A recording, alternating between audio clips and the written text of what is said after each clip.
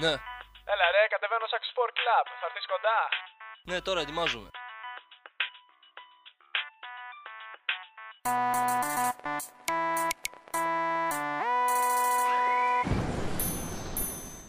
Κόσμος μαζεύεται πάλι μες στη βούτα. Τούμπανα αμάξια, όλα τα κάνουν τούμπα.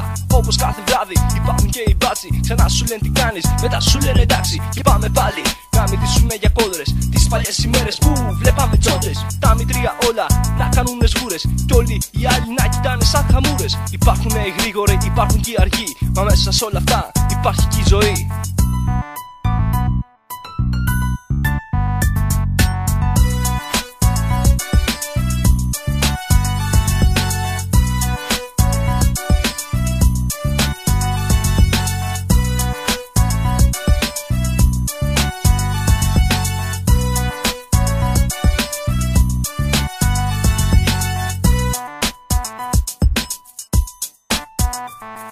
Το Sax Sport Club είναι παρόν εδώ. Ο Νίκος είναι ο boss, το κρατά ζωντανό.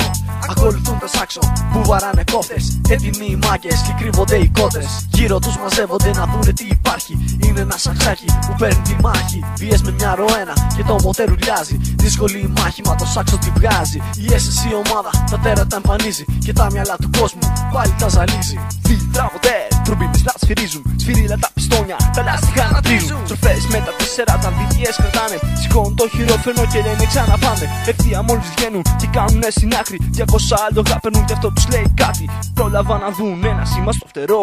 Sax Sport Club θα είναι πάντα εδώ.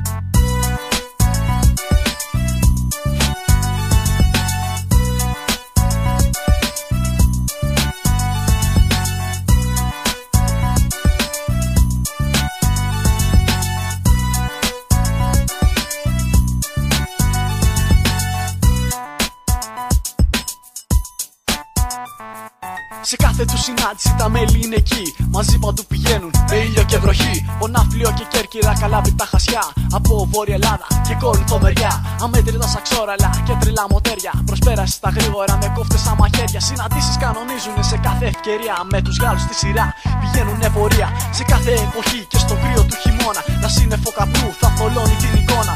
Sax Sport Club και τρελά μυαλά. Όσο θα υπάρχει ο κόσμος θα γυρνά.